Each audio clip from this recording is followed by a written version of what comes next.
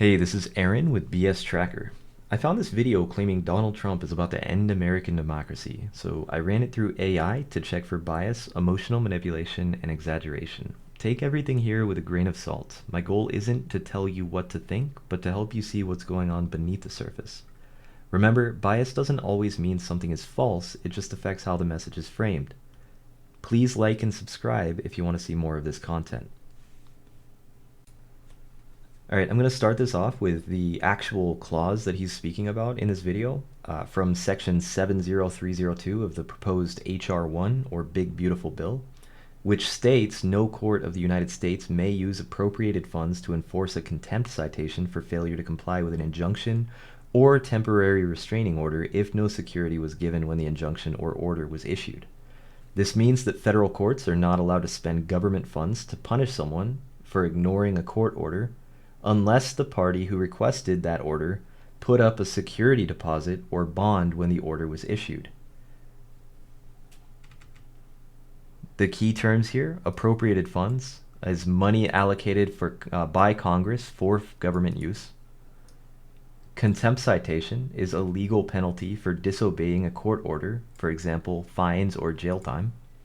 Injunction and TRO is a temporary restraining order, a court order stopping or requiring an action, often before a case is fully resolved, and security is a bond or monetary guarantee, usually to protect the other party in case the order causes harm unfairly.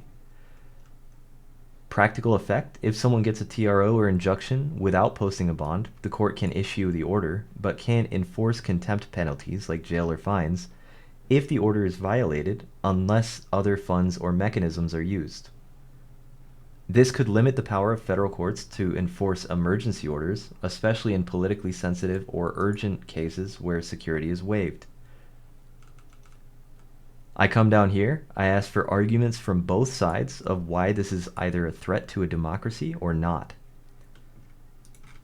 The arguments for why it could be a threat to democracy is that it undermines judicial authority. By restricting how courts can enforce orders, this clause could make emergency injunctions or restraining orders toothless. Powerful actors could ignore orders with impunity if no security was posted, weakening the court's ability to check executive or legislative abuse.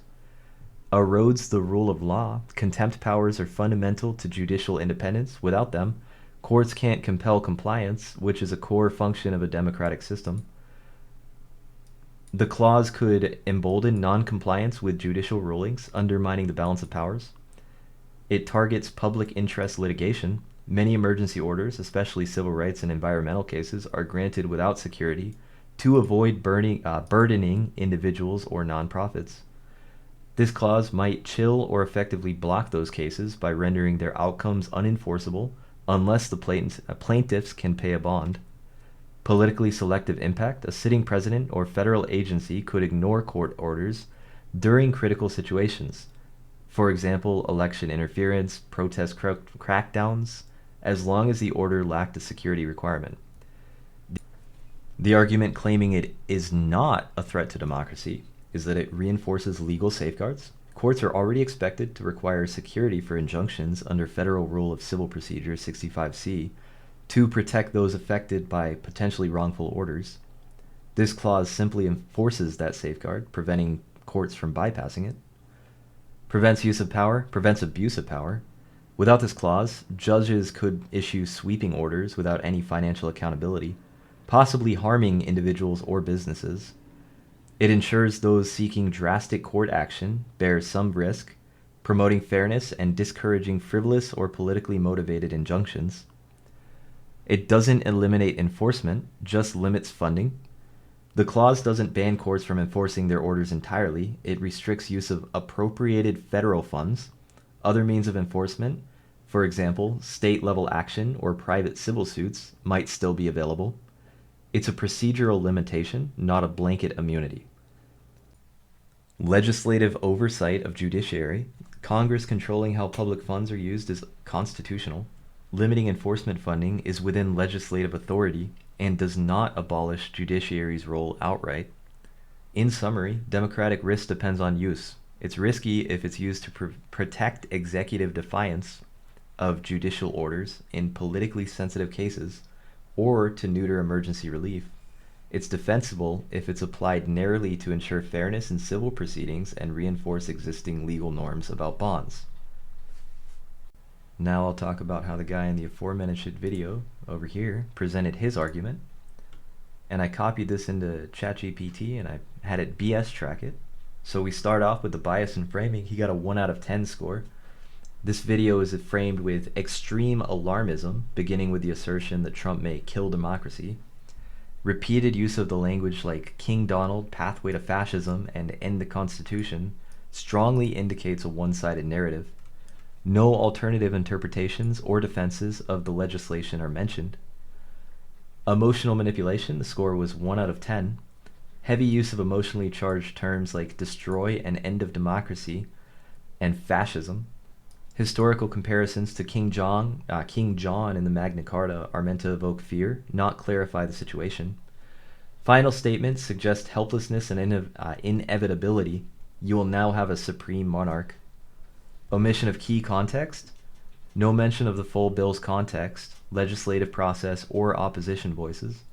Lacks explanation of standard budgeting procedures or judiciary funding norms. It does not clarify whether the clause described is being misinterpreted or contested. Misleading questions. Opening line frames the discussion as a rhetorical question with a foregone conclusion: is Trump about to kill democracy? Suggest interpretations without interrogating other legal views or motivations behind the clause. Intentional dishonesty, the score is 3 out of 10. No outright fabrications are identifiable, but the interpretation of the budget clause is highly speculative. The claim that this single clause ends democracy is overstated without supporting constitutional analysis. It doesn't mention the separation of powers, checks, or possible judicial recourse remaining.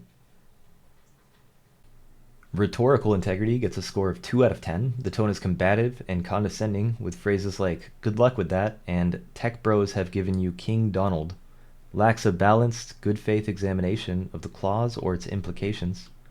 The source transparency is a 3 out of 10. One external voice, Robert Reich, is mentioned, but otherwise the video offers no sources or legal experts. The bill itself is quoted but not linked or shown in full context. Use of evidence. The analysis hinges on a single excerpt from the bill, which is quoted but interpreted with maximum alarm.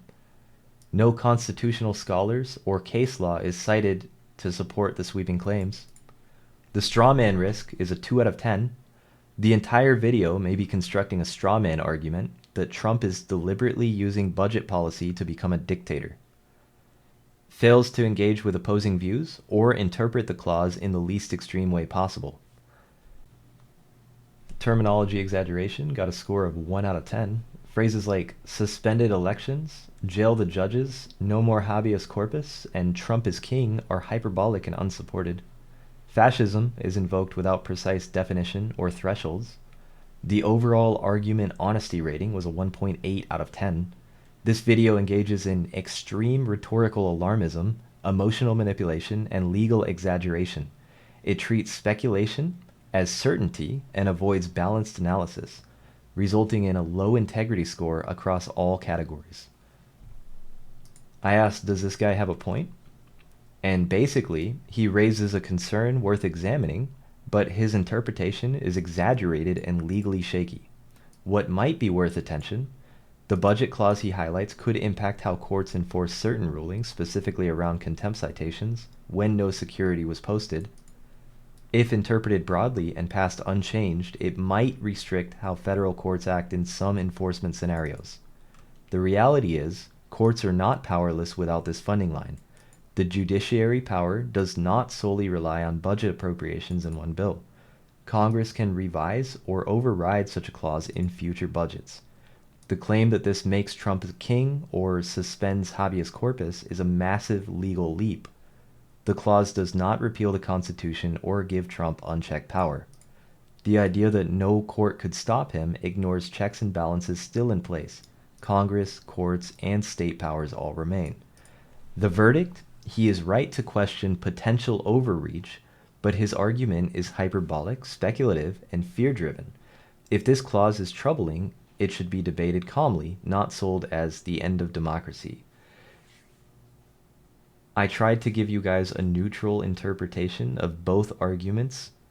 If you have any questions about this or you have anything to add, please leave a comment and let me know down there.